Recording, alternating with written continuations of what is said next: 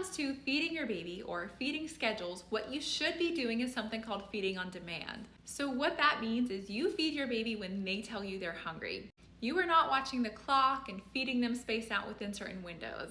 But how do you know when your baby is actually hungry? What you'll want to look out for is something called a hunger cue. So a baby is cueing that they're hungry. Usually for newborns, the first thing that you're going to see is they are stirring. They're kind of starting to wake up, maybe they're wiggling a little bit.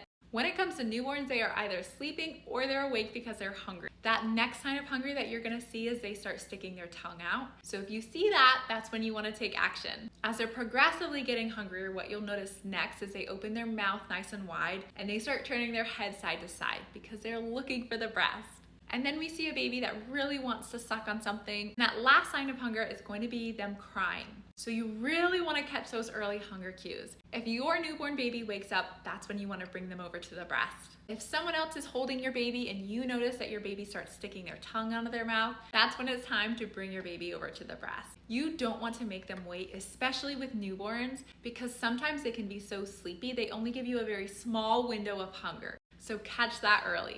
And catching these hunger cues is going to be a lot easier later down the road. You'll start to begin to understand your baby a lot more.